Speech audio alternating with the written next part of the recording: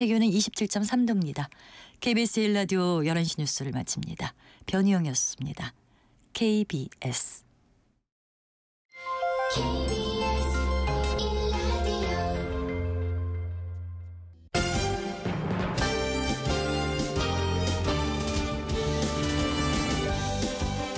KBS 1라디오 신사원의 오늘 세계는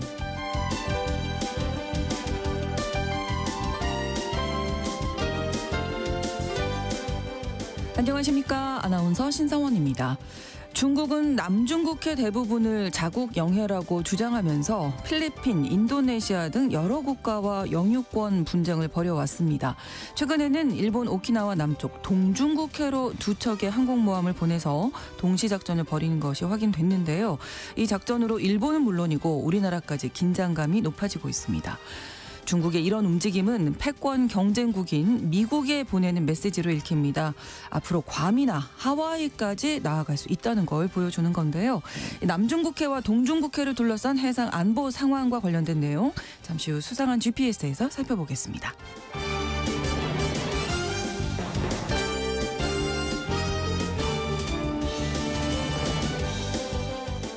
오늘 주목할 국제사회 뉴스는 헤드라인 뉴스와 키워드로 정리해드립니다. 통신원 취재 수첩은 브라질 소식 준비하고 있습니다. 상파울루의 한인촌 봉해지로 인근에는 끄라꼴란지아라는 마약촌이 있다고 합니다. 치안 문제가 계속 발생해서 주정부가 단속을 하고는 있지만 근절하는 것이 쉽지 않다고 하네요. 관련된 내용 통신원 연결해서 알아보겠습니다. 6월 13일 금요일 KBS 1라디오 신성원의 오늘 세계는 시작합니다.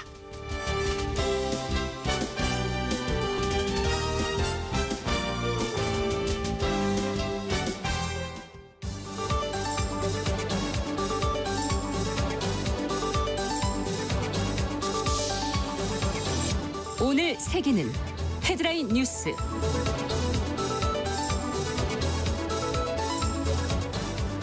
이스라엘이 이란의 핵과 군사시설을 공습했습니다.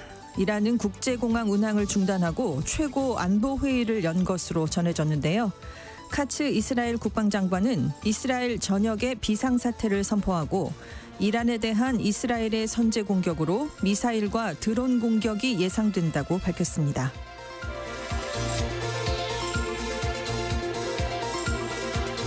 현지 시간으로 12일 승객과 승무원 242명을 태우고 인도에서 런던으로 향하던 에어 인디아 여객기가 이륙 직후 추락했습니다. 생존한 1명을 제외한 탑승자 전원이 사망했는데요. 특히 사고기가 주거 지역에 추락해 인명피해가 더 커지면서 최악의 항공 참사로 기록될 전망입니다. 미국 트럼프 행정부가 냉장고와 세탁기 등 가전제품에 사용된 철강에도 관세를 부과하기로 했습니다. 미국 상무부는 23일부터 50%의 철강 관세 부과 대상이 되는 철강 파생제품 명단에 가전제품을 추가했는데요. 한국 가전기업들도 영향을 받을 것으로 예상됩니다. 유엔 총회가 이스라엘과 하마스 간 즉각적이고 무조건적인 휴전과 가자 지구에 대한 인도주의적 접근 허용을 요구하는 결의를 12일 채택했습니다. 193개 회원국 중 3분의 2 이상인 140개국 찬성으로 가결됐는데요. 미국과 이스라엘 등 12개국은 반대표를 행사했고 19개국은 기권했습니다. 이번 유엔 총회 결의는 지난주 유엔 안전보장이사회의 가자지구 휴전 결의 채택 불발에 따른 대안 차원에서 이뤄졌는데요. 유엔 총회 결의는 안보리 결의와 다르게 국제법상 구속력은 없지만 다수 유엔 회원국의 의지를 반영했다는 점에서 정치적, 외교적 의미를 갖고 있습니다. 코로나19 바이러스 중 오미크론 변이의 후손인 님버스, 즉 NB181이 유럽과 미주, 서태평양 권역을 중심으로 빠르게 확산되고 있습니다. 미국 질병통제예방센터에 따르면 이 변이는 지난 2주간 또 다른 오미크론 변이인 LP81 변이에 이어서 미국에서 두 번째로 많이 나타난 것으로 집계됐는데요. 세계보건기구 WHO가 현재 모니터 대상 변이로 지정해 관리 중인 코로나19 변이 바이러스는 LP81과 님버스를 포함해 총 6종입니다. WHO는 님버스의 표면에서 발견되는 스파이크 돌연 변이들로 전염력이 커졌지만 다른 코로나19 변이들에 비해서 더 심한 질병을 유발하진 않을 것으로 보고 있습니다.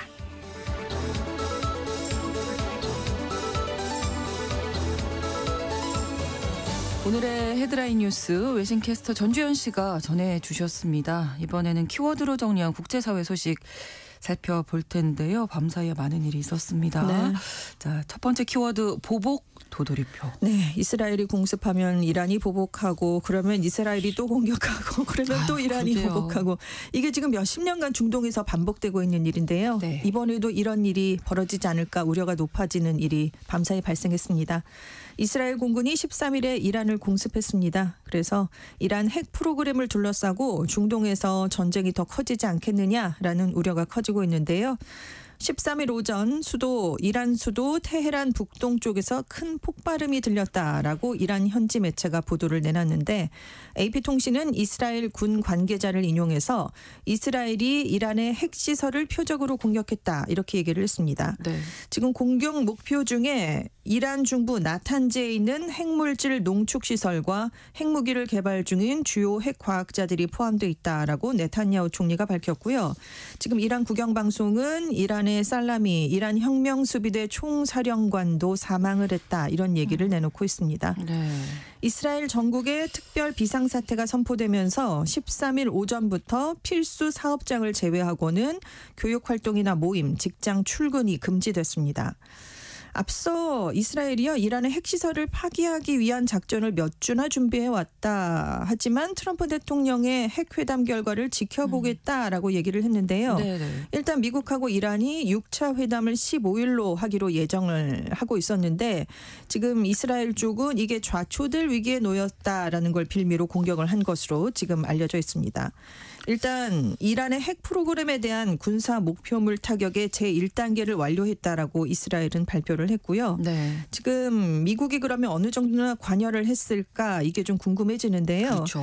지금 사전에 인지하고 있었던 것으로 보인다라는 보도가 나오고 있습니다. 악시오스 매체에 따르면 네. 일부 동맹국의 미국이 이스라엘의 공습 계획을 비공개로 공유를 했고 미국은 작전에 개입하지 않을 방침이다라는 걸 알려준 것으로 지금 전해지고 있습니다. 하지만 악시오스는 미국이 이번 공습에 개입하지 않았더라도 미국이 이란의 보복에 휘말릴 가능성이 있다. 이런 분석을 내놨는데요. 네. 이란이 앞서 핵 프로그램에 대한 공격이 있을 경우에 해당 지역에 있는 미국 목표물을 공격하겠다라고 얘기를 했었기 때문입니다. 그래서 전에도 이란의 공격으로부터 미국이 이스라엘을 방어하는 데 도움을 준 적이 있기 때문에 이번 공격이 보복의 순환을 촉발한다면 앞으로도 미국이 이스라엘을 도와줄 가능성이 높다라는 전망을 내놨습니다. 네. 지금 트럼프 대통령이 이스라엘의 공습 이후 곧바로 강요회의를 소집했고 이스라엘도 내각을 소집한 것으로 알려져 있고요. 지금 국제 유가가 공격 소식에 즉각 급등을 했는데요. 네. 브렌트유는 공격 소식 이후 5% 이상 그리고 서부 텍사스산 중진유는 6% 이상이나 상승했습니다. 네. 이스라엘이 이란을 공습했다는 소식 전해드렸고요. 자, 두 번째 키워드가 최고로 바뀐 최악. 네, 우리 시각으로 어제 저녁이었고요. 현지 네. 시각으로는 12일 오후 1시 38분쯤이었습니다. 인도 서부 구자라트주에 있는 아마다바드 공항을 떠나서 영국 런던으로 향하던 에어인디아 AI171편이 이륙 직후에 공항 경계선 밖에 있는 근처 주택가에 추락했습니다. 사고기가 이륙 직후에 185m 상공에서 조난 신호를 보낸 뒤에 신호가 끊겼습니다. 네. 사고기에는 성인이 217명, 어린이와 유아 13명, 조종사와 승무원 12명 이렇게 총 242명이 타고 있었는데요. 탑승객의 국적은 인도와 영국, 포르투갈, 캐나다 등이었고요. 한국인 탑승객은 없었습니다. 총 242명 중에 생존자는 1명뿐입니다. 나머지 네. 전원은 사망했다라고 인도 경찰이 발표를 했는데요. 이 사고기 기종이 미국 보잉사의 787 드림라이너입니다. 이 사고기는 운항한 지 11년이 좀 넘은 기종이었고요. 787 드림라이너 기종 중에서는 첫 번째로 추락한 사고입니다. 근데 지금 출발한 직후에 떨어졌잖아요. 그렇죠. 연료가 정말 가득 싣고 예. 있었고 네네. 이게 런던까지 가느라고 장거리 비행 항공기였으니까 그러네요. 연료가 많았습니다. 그래서 바로 폭발을 했기 때문에 화재로 인한 피해 규모가 더 커진 측면이 있습니다. 그리고 추락하면서 근처에 있던 의과대학 기숙사 건물과 충돌을 했거든요. 주택가에서도 많은 학생과 주민들이 피해를 입어서 수십 명에 달하는 부상자가 나왔는데요. 일부가 네. 중상입니다. 사망자가 더 늘어날 가능성이 지금 높은 상황이고요. 정확한 사고 원인은 아직은 밝혀지지 않았습니다. 일단 기상 악화는 아닐 것으로 보이는데요. 네. 왜냐하면 사고 당시에 가시거리가 6km에 달할 정도로 굉장히 날씨가 맑았고요. 강풍도 불지 않았기 때문입니다. 네. 전문가들은 사고기가 조류와 충돌해서 최적 이륙 속도를 달성하지 못했을 가능성을 일단 제기를 했고 이외에도 항공기 꼬리 쪽으로 공기를 밀어내서 반작용을 통해서 항공기가 앞으로 나아가도록 하는 힘인 추력 아니면 항공기를 위로 띄우는 힘인 양력이 상실됐을 가능성이 있다. 아니면 엔진 고장이 났을 수도 있다. 뭐 이런 여러 가지가 나오고 있는데 네. 이 양력이 굉장히 무더우면 좀 떨어진다고 합니다. 그렇군요. 네, 근데 이날 날씨가 굉장히 무더웠고 승객들이 많았거든요. 그러니까 무게가 무거우니까 이 양력을 좀 제대로 받지 못했을 가능성이 크다. 이런 얘기도 나오고 있습니다. 네, 키워드가 최고로 바뀐 최악이거든요. 네. 생존자가 한 명 있었어요. 그렇습니다. 네. 이번 사고에서 딱 한 분만 살아남았는데요. 40세 남성인 비슈아시 쿠마르 라메시 씨입니다. 이 생존자가 앉았던 좌석이 지금 화제가 된 건데요. 네. 11A 좌석이었다고 합니다. 원래는 비행기 중앙부에 위치해 있어서 기피하는 좌석이었다고 합니다. 근데 이제 유일하게 살아남은 좌석이 됐으니까 지금 온라인에서는 행운의 좌석이다 이렇게 불리고 있는데요.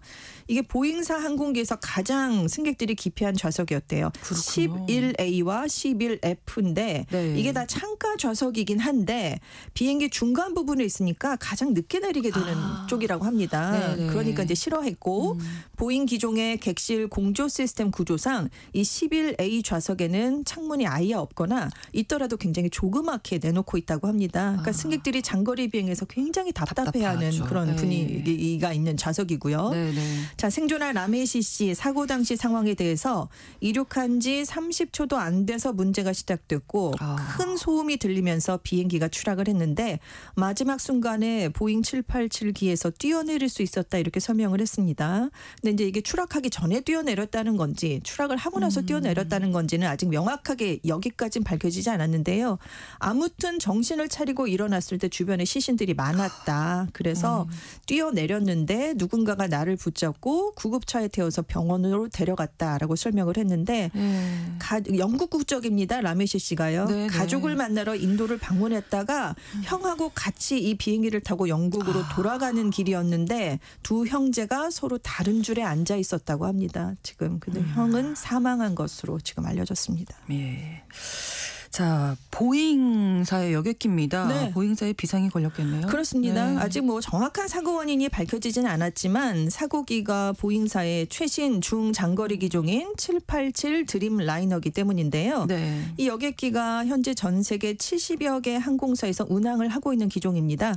2009년에 첫 번째로 시험 비행을 시작한 이후에 처음으로 추락한 경우인데요. 네. 작년 3월에도 칠레 항공기 비행 도중에 추락을 하진 않았지만 급강하해서 아찔했던 적이 있습니다. 그리고 기종은 제각각 달랐지만 최근 몇 년 동안 지금 보잉 여객기 사고가 계속 잇따르고 있거든요. 네. 작년 12월에 무안 국제공항에서 발생했던 제주항공 여객기 사고 기종도 보잉 737-800이었고요. 작년 1월에 미국에서 알래스카 항공의 보잉 737 맥스9 여객기가 5,000m 상공을 비행하다가 창문과 벽체 일부가 뜯어져 나간 적이 있습니다. 네. 2019년에는 157명이 사망했던 에티오피아 항공 여객기 사고가 있었고 2018년에도 189명이 숨졌던 인도네시아 라이언에어 여객기 추락 사고가 있었는데 이것도 보잉 737 맥스 8 기종이었습니다. 여기 작년 9월에는요. 한 3만여 명의 보잉 공장 노동자들이 16년 만에 파업을 벌였습니다. 한 2달간 공장이 세워졌던 적이 있었고요. 네. 그래서 보잉이 사고가 잇따르니까 CEO를 작년 8월에 교체했습니다. 근데 CEO를 교체한 지 1년도 되지 않아서 또다시 대형 참사가 사고가 발생을 했거든요. 네. 이 사고 직후 뉴욕 증시에서 보잉의 주가는 5% 안팎으로 하락하는 등 지금 보잉사에 대한 우려가 계속 커지고 있는 상황입니다. 네.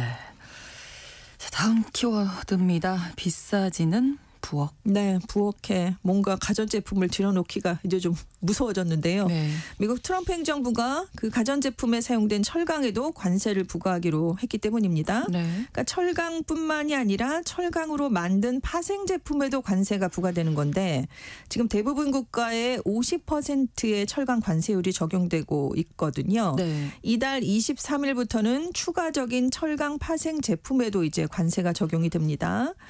첫 번째로 관세율 25%를 발효했다가 3월에 지난 4일부터 이 관세를 지금 50%로 인상한 상황인데요. 트럼프 행정부가. 네. 근데 처음에 철강과 알루미늄에 25% 관세를 부과했을 때 말굽부터 불도저의 날까지 거의 300개에 달하는 품목을 이 관세 목록에 포함을 시켰는데 네. 이번에 8개를 더 추가한 겁니다. 근데 이번에는 이 가전제품이 들어간 거예요. 네. 소형과 대형 건조기, 세탁기, 식기세척기, 냉동고, 수직형 냉동고, 조리용 스토브, 전자레인지, 오븐, 음식물 쓰레기 분쇄기, 용접한 와이어 철제 선반 같은 그러니까 거의 우리가 부엌에서 쓰는 굉장히 많은 것들이 들어갔습니다. 그래서 지금 한국과 멕시코에서 세탁기 등을 만들어서 미국에 수출하는 물량이 우리 업체들이 상당하거든요. 그렇죠. 삼성전자, LG전자 타격을 입을 것으로 보이는데 이들 기업이 일부 제품을 미국에서 생산을 하고 있지만 미국 외 생산량에 대해서는 이 관세율을 적용받게 되기 때문입니다. 그렇습니다. 게다가 현재 네. 25%죠. 외국산 자동차에 대한 관세를 또 더 올릴 수 있다. 그렇습니다. 이런 얘기도 나오고 있어서요. 네. 트럼프 대통령이 12일자로 우리 자동차 노동자들을 더 보호하기 위해서 모든 외국 자동차에 대해 25%의 관세를 부과했는데 그리 머지않은 미래에 그걸 더 올릴 수 있다라는 얘기를 했습니다. 그러면서 관세가 더 높을수록 외국 자동차 제조업체들이 미국에 공장을 지을 가능성이 커지게 된다라고 설명을 했는데요. 그러니까 미국에 투자를 더 많이 해라라고 외국 제조사들을 압박하기 위한 발언으로 분석됩니다. 네. 트럼프 대통령이 4월 3일부터 외국산 자동차에 대해 25%의 품목별 관세를 부과하고 있는데요. 이미 이것만으로도 우리나라의 대미 자동차 수출에 타격이 가해지고 있습니다. 근데 추가로 관세가 더 올라간다면 그만큼 우리 자동차 업계, 우리 경제에 미치는 영향이 커질 수밖에 없을 것으로 보입니다. 그렇습니다. 다음 키워드 녹색 화장을 해보세요. 얼굴에 하는 화장이 화장 아니고요. 아니고 화장. 그렇습니다.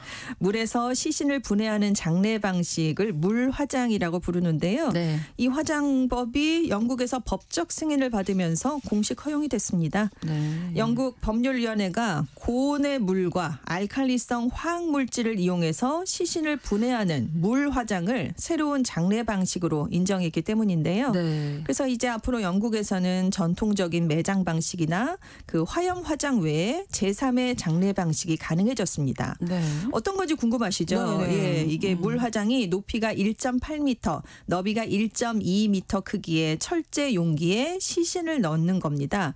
물과 알칼리성 화학 물질을 주입한 뒤에 약 160도의 온도에서 90분 동안 가열을 해서 분해를 하는 방식인데요. 이 과정이 끝나게 되면 시신의 모든 조직이 용해돼서 DNA조차 남지 않고요. 그냥 갈색의 액체와 부드러워진 뼈만 남게 된다고 합니다. 네. 그래서 이 남은 액체는 폐수 처리 과정을 거쳐서 일반 하수와 함께 배출이 되고요. 이 뼈는 유골처럼 유족에게 전달되기 위해서 분쇄가 된다고 하는데요. 그래서 일부 전문가가 이런 방식을 녹색 화장이라고 부르고 있습니다. 왜냐하면 화염을 사용하는 전통적인 화장에 비해서 연료 소비량이나 이산화탄소 배출량이 적기 때문이고요. 네. 토양 오염을 유발할 수 있는 매장 방식보다도 환경에 미치는 영향이 적기 때문인데 일반 화장은 한 번에 약 243kg의 이산화탄소를 배출하는 것으로 알려져 있습니다. 현재 미국의 30개 주, 캐나다, 남아공, 아일랜드 등에서 이미 물 화장을 하고 있다고 하는데요. 그렇군요. 네, 하지만 시신을 폐수와 함께 하수구로 흘려보내게 되잖아요. 남은 물은. 그래서 이런 방식이 고인의 존엄성을 해치는 것이다라는 이유에서 반대하는 의견도 나오고 있습니다. 네. 다음 키워드 처음 느낌 그대로 돌아간 허니문. 네, 허니문. 이게 신혼여행이잖아요. 네. 꿀같이 달콤한 달이라는 뜻에서 유래가 된 단어인데요. 네. 고대 게르만 문화에서 신혼부부가 결혼한 뒤에 한 달 동안 외부 출입을 못하고 신랑이 신부에게 꿀을 먹이면서 아기를 가지려 했던 풍습에서 비롯돼서 허니문이라는 이름이 붙었다고 합니다. 네. 그런데 결혼과 출산 기피 현상이 심화하고 있는 중국에서요. 이제 결혼 휴가를 최대 30일로 대폭 연장하는 정책이 지방 정부마다 도입되고 있는 건데요. 네. 지금 중국이 국가적으로 보장하는 결혼 휴가는 공식적으로는 사흘입니다. 네. 하지만 지방 정부별로 최대 10배까지 연장하는 사례가 늘고 있는 건데요. 예를 들어서 쓰촨성은 결혼 휴가를 3일에서 20일로 연장을 했고요. 네. 혼 전에 건강검진을 받는다며 5일을 추가 부여하고 있습니다. 간수성과 산시성은 30일의 결혼 휴가를 주고 있고요. 허난성, 헤이룽장성 같은 곳들은 20일 이상의 결혼 휴가를 쓸 수 있게 했는데 네. 현재 중국 27개 이상의 성급 단위에서 결혼 휴가를 연장하거나 계획하고 있는 것으로 파악이 됐습니다. 네. 그만큼 혼인율이 떨어졌기 때문인데요. 그렇죠. 작년에 혼인신고 건수가 전년 대비 20% 넘게 떨어졌습니다. 이게 44년 만의 최저치였는데요. 중국 정부가 지금 저출산과 고령화 문제를 해결하려고 네. 출산 지원책을 계속 내놓고 있습니다. 하지만 근본 상황이 바뀌지 않는 그런 악순환이 지금 계속되고 있는 상황입니다. 네. 다음 키워드 중국에서 환생한 봉이 김선달. 물을 팔았잖아요. 대동강 물을. 그렇죠. 네, 중국의 중고거래 플랫폼에 최근 베이징 대학교 교내에 있는 웨이밍 호수의 물을 판매한다는 글이 올라왔습니다. 500ml당 22안, 한 3,700원에서 많게는 100위안, 약 1,800원까지 가격으로 판매를 하겠다. 네. 배송비는 무료다. 미명호의 호수물은 식물의 성장을 돕는 신비한 효과가 있다. 실내에 두면 공기 습도 조절에 도움이 된다. 매일 바라보면 정신이 맑아지고 지능을 자극해서 감성 지능이 향상된다라는 설명이 달려 있다고 합니다. 네. 당연히 이건 과학적 근거가 부족하지 않느냐라는 얘기가. 물은 항상 습도 조절해주는 거니까요.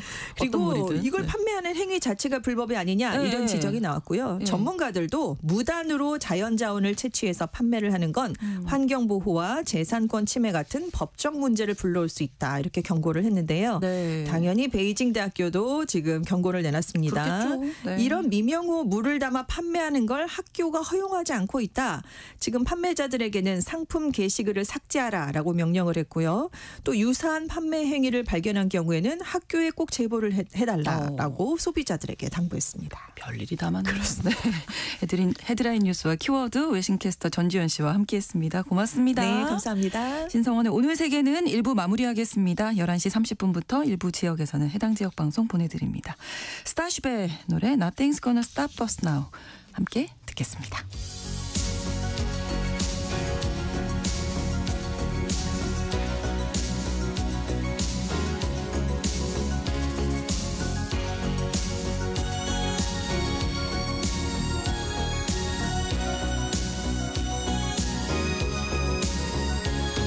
Looking in your eyes, I see a paradise. This world that I found is too good to be true. Standing here beside you, want so much to give you this love in my heart that I'm feeling for you. Let 'em say we're crazy. I don't care about that. Put your hand in my hand, baby. Don't ever look back. Let the world around us just fall apart. Baby, we can make it if we're heart to heart. And we can build this dream together. Standing strong forever. Nothing's gonna stop us now. And if this world runs out of lovers, we'll still have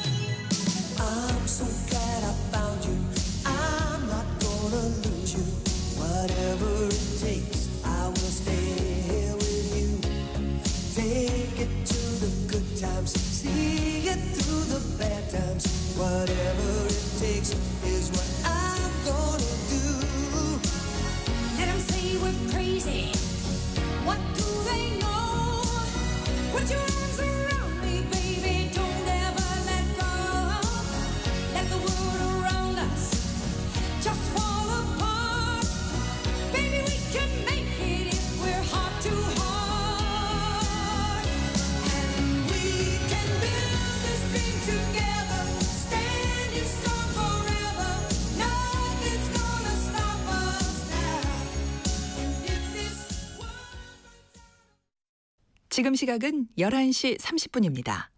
KBS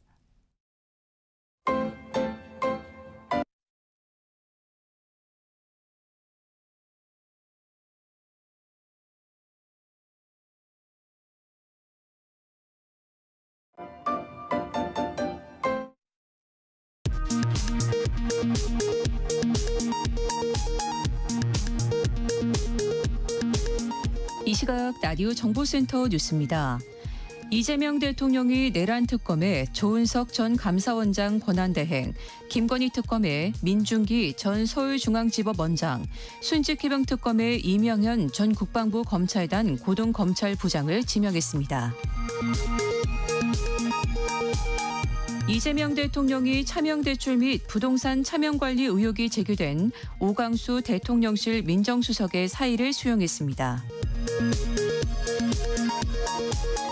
국민의힘은 이재명 대통령이 이른바 3대 특검을 지명한 것과 관련해 국민의 기대였던 민생 최우선은 사라지고 대대적인 정치보복 수사로 첫 국정의 방향타가 꺾인 것이라고 밝혔습니다. 이스라엘이 현지 시각 13일 새벽 전투기 수십 대를 동원해 이란 핵시설 등을 선제 타격했습니다. 이란 국영방송은 혁명수비대 총사령관과 핵과학자 등이 공습으로 사망했다고 밝혔습니다. 기업 회생 절차를 밟고 있는 홈플러스 측이 회사 매각을 추진하기로 한 데 대해 노조 측은 대주주인 MBK 파트너스가 무책임한 탈출을 시도하고 있다고 비판했고, MBK 파트너스 측은 자신들이 보유한 2조 5천억 원 규모의 주식을 무상 소각해 손실을 감수하겠다고 밝혔습니다. 북한이 어제 지난달 진수식 도중 좌초했던 5,000톤급 구축함을 수리해 다시 진수식을 개최했습니다. 우리군 관계자는 구축함이 일단 겉모습을 갖췄더라도 가동이 제대로 될지 알 수 없다고 말했습니다. 지금까지 라디오 정보센터 뉴스 정한나였습니다.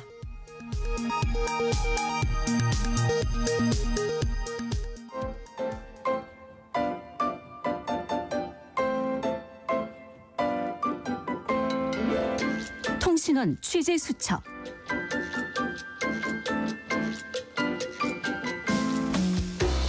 통신원 취재 수첩, 오늘은 브라질 상파울루로 가볼 텐데요. 이곳에 마약촌 문제가 심각하다고 합니다. 유재만 통신원이 전해드리겠습니다. 안녕하세요. 네, 안녕하세요. 네, 이 상파울루 최대 마약 소굴 크라콜란지아가 한인타운 가까운 곳에 위치해 있다고요. 네, 그렇습니다. 한인들이 가장 많이 일하고 있는 봉해치로 의류상가가 시작되는 길목에서 크라콜란지아까지의 거리는 200m 정도밖에 되지 않습니다. 네. 이곳은 수백 명의 마약 중독자들이 모여 생활하는 노숙자촌인데요. 주로 사용되는 마약은 크랙으로 코카인을 가열 정제해 만든 강력한 중독성의 흡입형 마약입니다. 네. 크랙은 매우 값이 싸고 작용은 즉각적인데요. 중독 속도가 빠르고 수분 내의 환각에 빠지며 금단진 장신의 지속적인 복용이 유도되는 마약입니다. 크랙은 흡입기 10초 정도면 마약에 취하고 다른 마약보다 강한 환각을 일으킨다고 알려진 물질인데요. 크랙의 화학작용은 뇌를 파괴해서 다른 마약에 비해 치사율이 높다는 것이 상파울루시 보건당국의 설명입니다. 네. 마약을 끊더라도 지능을 회복하기 어렵다고 하는데요. 마약에 중독되었다가 끊은 사람들은 말이 어눌하고 중언부언하는 경우가 많고 정상적인 생활을 하기 어려운 경우가 많다고 합니다. 네, 이런 마약 소굴이 언제부터 생겨난 걸까요? 네, 크라콜란지아가 언제부터 생겨났는지는 정확하게 알 수는 없는데요. 다만 상파울루시 경찰관들에 따르면 대략 20년 전으로 추정됩니다. 크라콜란지아는 크랙과 랜드라는 단어의 조합으로 만들어진 단어인데요. 네. 브라질 포르투갈어로 크라키와 란지아가 합쳐서 크랙의 땅이라는 크라콜란지아로 불리게 됐습니다. 네. 이곳은 상파울루의 여러 전철 노선과 철도가 만나는 교통 요충지 바로 옆인데요. 아무래도 접근이 쉽고 마약을 쉽게 구할 수 있는 곳으로 사람이 몰리다 보니 마약 노숙자 타운으로 자리 잡은 것 같습니다. 그렇군요. 이 지역이 범죄율도 높을 것 같은데요. 어떻습니까? 네, 크라콜란지아는 브라질 최대 마약 범죄 조직 PCC가 장악하고 있는데요. 네. 크라콜란지아에서는 PCC가 지시하는 것이 곧 법으로 통합니다. 아무도 대항할 수 없는 것으로 만약 이들에게 반항하게 되면 마약을 공급받을 수 없게 될 뿐만 아니라 목숨까지도 위협받을 수 있는데요. 크라콜란디아에서는 내일 시신이 발견됩니다. 브라질 현지 선교단체에 따르면 네. 마약에 중독돼 사망하는 경우도 있고 마약 조직에 반항하거나 영역 다툼으로 목숨을 잃는 경우도 있습니다. 쓰레기 봉투에 버려지는 시신도 상당수 발견되는데요. 대부분 심하게 훼손된 채 환경미화원 등에 발견된다고 합니다. 너무나 끔찍한 일이 벌어지고 있군요. 근데 한인타운이 또 가깝다고 하니까 우리 동포들도 좀 걱정이 많으실 것 같아요. 네, 한때는 크라콜란디아가 한인타운으로 들어오는 길목에 위치해 있기 때문에 운전하고 지날 때마다 긴장했었는데요. 네네. 신호에 걸려 정차할 때면 더욱 주의가 필요했는데 요즘은 많이 달라졌습니다. 크라콜란디아가 사회적 문제로 점점 이슈화되니까 이곳을 관리하는 경찰이 늘어났는데요. 현재는 근처에 경찰 초소가 생기고 길목마다 경찰이 배치되고 경찰 부대가 상주하며 관리하기 때문에 차라리 나아졌다고나 할까요? 네. 완전 무장한 경찰들이 주변 곳곳에 배치되면서 봄에주로 한인타운 쪽도 좀 더 안전해진 것 같습니다. 네. 24시간 대규모 경찰 병력이 상주하다 보니 네. 역설적인 현상이 벌어지고 있는 것 같습니다. 그렇군요. 대책이 좀 필요할 것 같은데 정부에서도 이것을 좀 없애려는 그런 시도를 하지 않았을까요? 네, 상파울루 시정부는 이것을 없애기 위해 여러 번 시도했었는데요. 네. 2017년 상파울루 조앙도리아 전 시장은 도심 개발과 미관을 위해 대규모 경찰 병력을 동원해 소탕 작전을 펼쳤습니다. 물대포와 체류탄 등을 동원해 마약 중독자들을 크라콜란디아 거리 밖으로 쫓아냈는데요. 네. 하지만 문제는 풍선 효과였습니다. 이들이 다른 지역으로 옮겨가자 지역 주민들의 큰 반발을 불렀는데요. 특히 바로 인근에 있는 봉해지로 한인타운도 이들이 출몰해 한동안 골머리를 앓았었습니다. 여러 지역으로 흩었지만 얼마 지나지 않아 다시 이곳으로 모였는데요. 네. 결국 해산 작전은 실패로 끝났습니다. 네, 쉽지 않은 모양이네요. 근데 최근에 이 크라콜란디아 마약 수굴이 텅 비는 상황이 발생했다고 하는데 어떤 일이 있었던 건가요? 네, 지난 5월 상파울루 주정부와 시정부는 인근 지역 마약 거래가 의심되는 건물에 대한 강제 수용 조치를 시행하고 마약 공급 물피인 오이메 지역을 철거했는데요. 네. 시행 이후 한동안 크라콜란디아가 텅 비는 이례적인 상황이 발생했습니다. 상파울루 주정부와 시당국은 이번 해산이 경찰 작전의 결과가 아니라 인근 지역 마약 거래 루트 차단으로 인한 자발적 이탈이라고 밝혔는데요. 네. 상파울루 주정부는 현재 도심 재활성화 프로젝트를 추진 중으로 크라콜란디아를 포함한 모이뉴 지역 일대에 약 39억 개알, 원화로 약 1조 원을 투입해 새로운 주정부 본부를 건설할 계획이라고 전했습니다. 하지만 현재 크라콜란디아 지역 인근에는 또다시 마약 중독자 및 노숙자들이 몰려들고 있어 네. 좀 더 상황을 지켜봐야 될 것 같습니다. 알겠습니다. 오늘 소식 잘 들었습니다. 네, 감사합니다. 네, 브라질 상파울루에서 유재만 통신원이었습니다.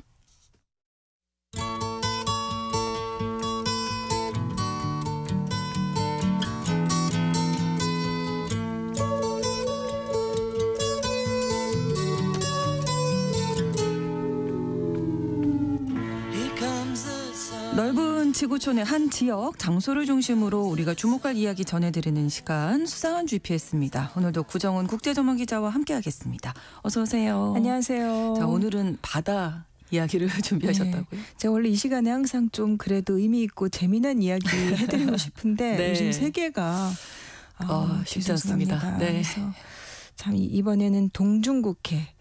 네. 남중국해, 동중국해. 영유권 분쟁. 예, 이거 네. 완전히 이 중국 주변 바다가 전부 다 이렇게 돼가는 거 아닌가 싶은데 그렇습니다. 네. 이번엔 좀 일본이 긴장하고 있다는 소식인데요. 중국의 항공모함 두 척이 동시에 작전을 수행하는 모습이 포착이 됐는데 네. 지난 9일 밤에 중국의 항공모함 산둥호 오키나와에서도 제일 경계선 끝쪽에 있는 그 최남단 섬인 미야코라는 섬에서 네. 550km 떨어진 지점, 그러니까 한 바다 한가운데인 거는 맞아요. 근데 일본의 배타적 경제 수역에서 이제 목격이 됐다. 이렇게 일본 방위성이 발표를 했고요. 네. 그 또 다른 항모 랴오닝호가 사실은 그 직전 주말 지난 주말에도 일본의 제일 동쪽 끝 섬 부근에서 이제 작전을 했었어요.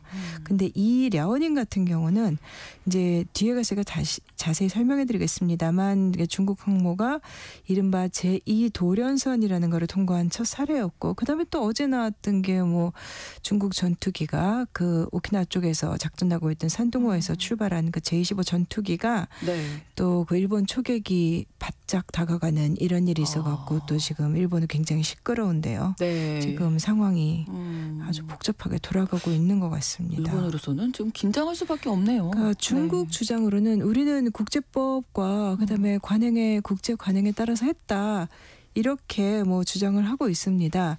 그러니까 실제로 이거를 중국이 훈련하고 하는 것을 뭐 완전히 불법이다 뭐 이렇게 뭐 침공이다 이렇게 볼 수는 없죠. 네. 그렇지만 이제 일본은 긴장할 수밖에 없는 건데. 네.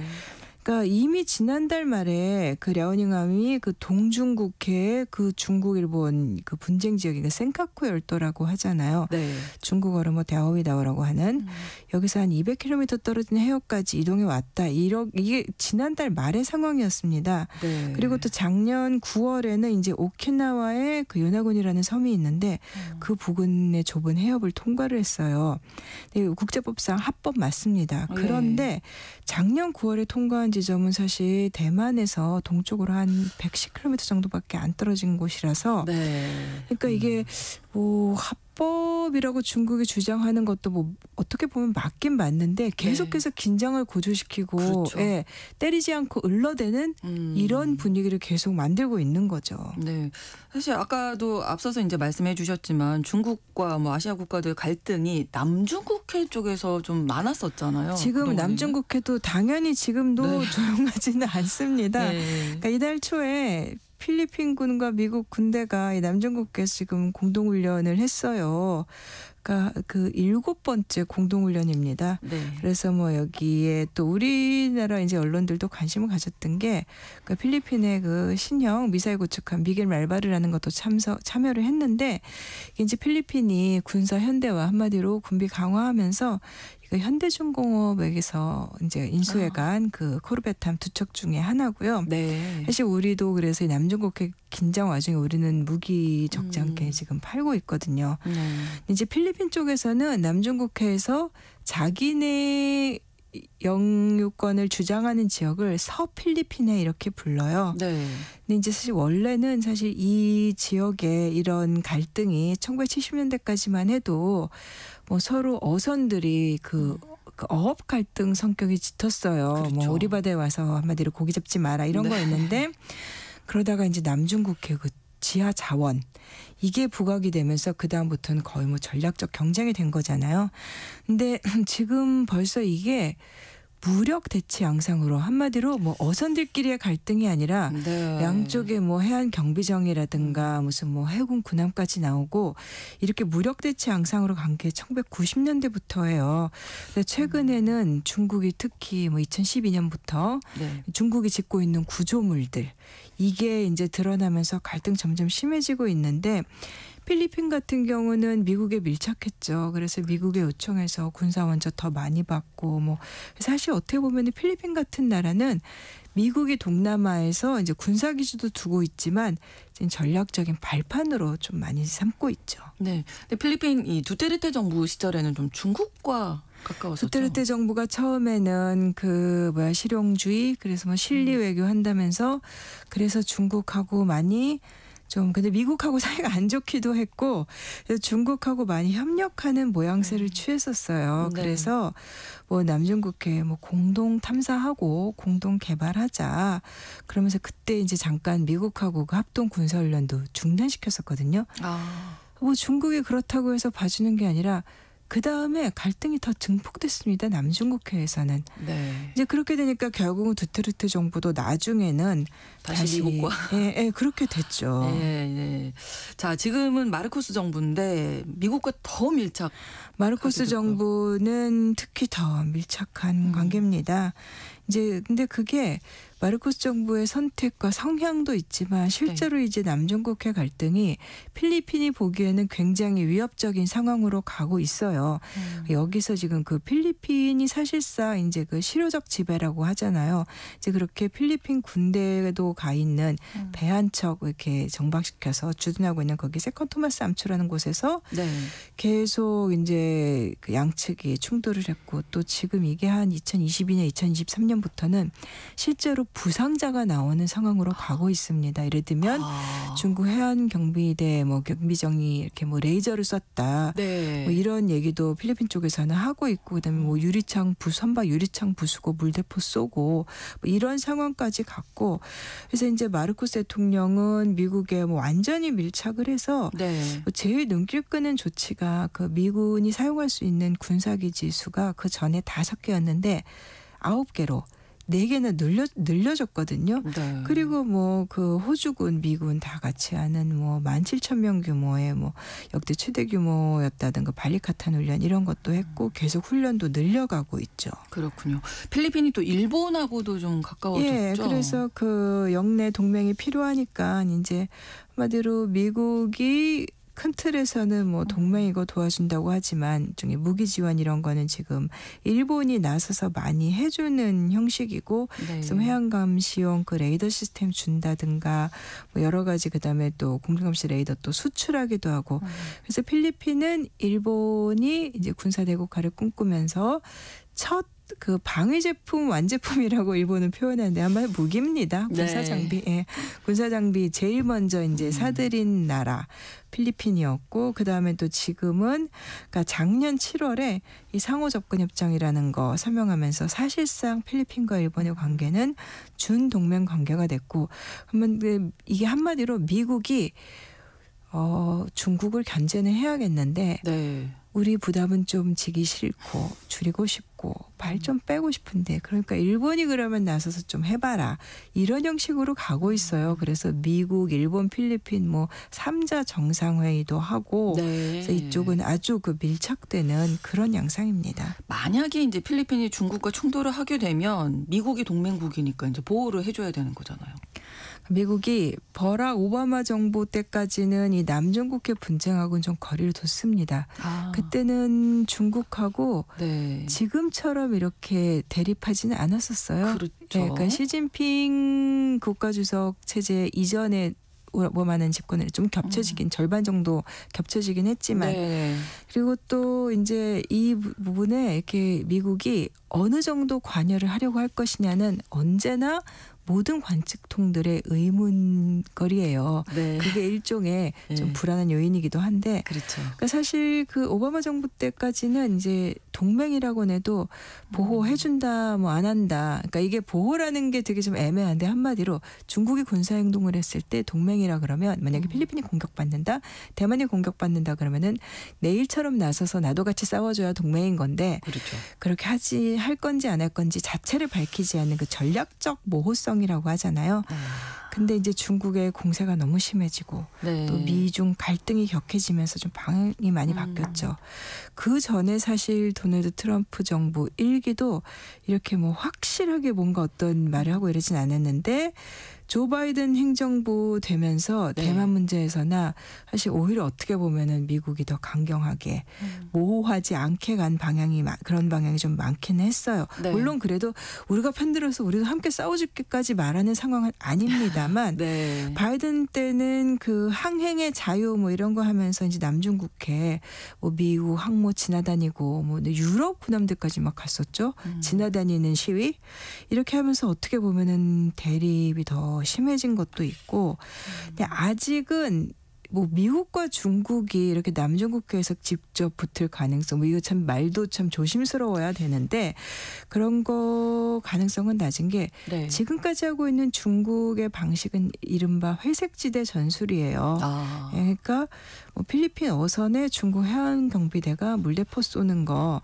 네. 뭐 이런 거를 가지고 그거를 뭐 군사 행동, 군사적 충돌, 무력 충돌이라고 우리 표현은 그렇게 무력 대치라고 표현을 하지만 네. 그거를 가지고 무슨 이거는 공격이다. 전쟁 행위다 이러면서 군사 개입을 미국이 하기는 좀 힘든 네. 그런 정도 선까지만 중국이 가고 있다는 거죠. 그러니까 미국도 중국도 양측이 조금 조심스러운 예, 예. 네. 요선까지만 이런 거. 예. 더 가지는 않는 예. 네, 이런 전략들인 것 같은데 어떻게 보면 모호하니까 예. 중국이 더 어떤 횡포라고 얘기할까요? 지금이 딱 그런 겁니다. 아, 예. 계속 압박하는 이 건가요? 정도를 가지고 미국이 아무리 동맹이어도 이 군사 정도를 개입까지 가지고 하면 뭐 더 적극 개입하기는 힘들 것이다. 네. 그래서 미국의 그런 모호한 태도가 미국 입장에서는 맞는 건지 모르겠지만 중국을 억제한다기보다는 오히려 횡포를 묵인하는 게 되게 자극하는? 그래서 사실 바이든 정부 때는 그 모호성을 좀 줄여주려고 한 면도 있기는 했는데 네. 그렇다고 해서 너희가 공격받으면 우리가 당장 나설게라고 확언을 해주지는 않는 상황이에요. 네, 네. 그리고 또 중국이 남중국해에서 지금 이렇게 공세를 강화하고 있는데 결국은 중국이 어느 시점이 되면은 남중국해를 자기네들 뜻대로 통제를 하려면 그 회색지대 전술 포기하고 더 노골적으로 중국이 나오게 될 거다. 어느 시점에는 네. 그렇게 보는 분들도 많고요. 그리고 또 하나가 여기 남중국해 문제, 필리핀, 인도네시아 이런 나라들과의 갈등도 있지만 양안 갈등, 그렇죠. 이 대만 있잖아요. 네. 이게 필리핀 정부가 그 기지 4곳 더 쓸 수 있게 해줬다라고 말씀드렸는데 네. 그중에 3개가 대만을 마주보고 있어요. 아. 그러니까 그러니까 중국이 생각하기에는 남중국해 문제를 명분 삼아서 뭐 대만 그 사실상 미국이 필리핀을 발판으로 네. 대만까지도 자기네들 어떤 군사적인 우산 안에 넣기로 네. 한 게 아니냐. 대만을 지켜보겠다라는 예, 의도가. 중국은 뭐 그렇게 볼 네. 이유가 사실 있는 거죠. 그렇군요. 동남아의 중심 국가라고 할 수 있는 인도네시아는 지금 어떻게 대응하고 있습니까? 그러니까 인도네시아는 그러니까 사실은 남중국해에서 네. 중국하고 직접적으로 영유권 갈등이 있는 당사자는 아닙니다. 근데 중국이 그 일방적으로 주장하는 구단선이라는 게 있어요. 남중국해 여기까지 우리 영유권이다라고 하는 선인데 네. 근데 그게 남중국해의 거의 한 90%를 이제 두르고 있는 건데 그 일부가 그 인도네시아의 나투나 제도라는 곳에 겹쳐져요. 네. 그러니까 인도네시아의 배타적 경제 수역하고 겹치는 거고 그리고 이제 뭐 이걸 중국이 뭐 우리 섬이다라고 주장하는 건 아닙니다. 그런 거 아니지만 어쨌건 바다에서 겹쳐지는 부분이 있고 근데 이 나투나라는 이 섬 제도 이 나투나 제도가 그러니까 인도네시아가 개발 중인 그 유전과 가스전 7개 광구가 있고 네. 인도네시아가 갖고 있는 남중국해 해역 중에서 해저 지하 자원이 제일 많은 곳이에요. 그래서 2016년부터 중국과 인도네시아가 자꾸 이 바다에서 대치를 하는데 그러니까 중국이 뭐 군함이라든가 해경 선박 그리고 때로는 이제 뭐 어선들 자꾸 거기로 들어가게 하는 거죠. 그래서 인도네시아를 자극을 하고 네. 그래서 인도네시아도 많이 대치를 했는데 인도네시아가 이제 그 과정에서 무기가 너무 낙후된 거. 그다음에 해안 경비 체계가 조금 느슨했던 거. 네. 그래서 그거를 다시 조금 정비를 하는 계기가 됐고 이제 그런 과정에서 사실 인도네시아는 한국하고 많이 협력을 했죠. 네. 그 KF-21 우리 전투기 사업 이런 것들도 한국과 공동 개발하자. 뭐 이런 것들이 다 인도네시아가 이제 중국을 견제하기 시작하면서 이렇게 나오게 된 그런 맥락에서 이제 진행이 됐던 거고요. 네, 군사력 강화하는 쪽으로 가는데 외교적인 해법은 좀 어려울까요? 많이 시도를 했었죠. 그래서 네. 뭐 특히 이제 인도네시아라든가 그 아세안 네. 통해서 많이 하려고 했는데 일단 이 지역에 좀 규범을 만들고 대화하자. 근데 지금까지 중국이 한 행동을 보면은 이제 국제법정에서 그 남중국해 관련해서 중국의 주장 근거 없다라고 판결도 나왔는데 무시하잖아요. 한마디로 중국 우리는 그 틀로 우리는 들어갈 생각이 없다라는 거를 계속 노골적으로 보여주는 거고 네. 그리고 또 아세안 국가들도 나라마다 좀 입장이 많이 달라요. 그렇군요. 요즘 필리핀은 미국하고 밀착하는데 캄보디아랑 미얀마는 이제 경제적인 사정 때문에 거기 이제 중국에 별로 항의 안 하고 완전히 중국의 그늘로 들어 미얀마야 뭐 지금 워낙에 상황이 그렇고 그렇죠. 근데 인도네시아 같은 경우는 뭐 미국이나 중국 어느 한쪽을 택한다기보다는 뭐 이제 안보 협력 파트너를 굉장히 다양화하고 필요에 따라 이쪽 저쪽과 다 결합한 이런 방식을 지금 택하고 있습니다. 네, 어떻게 보면 중국이 이제 태평양 더 멀리 가고자 지금, 하는 예. 의도가 좀 있지 않나 싶은데. 이번에 그 남중국해 지금까지 네. 말씀드렸지만 그 맨 처음에 말씀드렸던 그 동중국해 작전 네. 이거는 거의 뭐 일본이 방어 경계선으로 여겨온 해역까지 이제 중국이 이제 왔다는 얘기고 네. 그리고 아까 그 랴오닝호와 산둥호 이제 돌연선 말씀드렸는데 네네네. 이 돌연선이라는 게 뭐냐면 중국의 어떤 전략적인 개념입니다. 실제 선이 있는 게 아니라 바다에 네. 이렇게 선을 그린 거죠. 그래서 구단선 같은 경우는 남중국해 영유권 선인 거고 이 돌연선은 굉장히 큰 틀에서 이 태평양 전체에서 중국이 생각하는 어떤 경계선이에요. 네. 그래서 제1돌연선은 남중국해만 이렇게 에워싸고 있는 그런 거고 네. 그 남중국해랑 대만이 이제 제1돌연선의 핵심인 거고 제2돌연선은 일본으로 훨씬 가까워져 있는 일본과 이제 인도네시아 동쪽까지 이렇게 한마디로 동남아시아의 전체를 에워싸고 있는 거고 그렇군요. 이제 제3돌연선이라고 하면 일본보다 더 바깥쪽, 한국 일본보다 훨씬 더 바깥쪽 태평양에 이제 그렇게 생각을 하고 있는 건데 네. 이제 이번에 중국이 이렇게 이 동중국해 막 나아가고 있는 거 이거 보면서 일본 전문가들이 이거는 일본에 보내는 메시지이면서 네. 미국에 보내는 메시지다. 이제 우리 괌이나 하와이까지도 갈 수 있다. 그러니까요. 물론 괌이나 하와이는 훨씬 먼 데 있습니다만 그거는 시간 문제다. 그렇죠. 이렇게 점점 넓혀가고 있으니까요. 예, 중국이 그걸 보여준 거고 또 중국의 이제 항공모함 푸젠호 신형 항공모함 곧 취역할 거고 계속해서 네. 불안이 커지죠. 이게 남의 일이 아닌 게 우리도 좀 긴장해야 될 것 같습니다. 예, 이번에 뭐 중국이 그 서해에 이제 한국과 중국 그 배타적 경제적 겹치는 곳에 네. 구조물 설치하는 거 그 얘기가 나왔죠. 그래서 그렇죠. 또 여기도 분쟁 해역으로 만들려는 거 아니냐 하고 있고. 그래서 이게 참 우리는 우리 입장이 너무 조심스러울 수밖에 없잖아요. 네. 그래서 이거 하나만한 소리인 것 같지만 정말 정말 신중하게 네. 미국과 중국 사이에서 우리도 서로를 이렇게 지렛대로 이렇게 활용을 하면서 네. 많이 실리 외교해야 될 것 같아요. 그렇습니다. 수상한 GPS 오늘도 구정은 국제전문 기자와 함께했습니다. 고맙습니다. 감사합니다. KBS 라디오 신성원의 오늘 세계는 다음 주 월요일 오전 11시 5분에 다시 뵙겠습니다. 고맙습니다.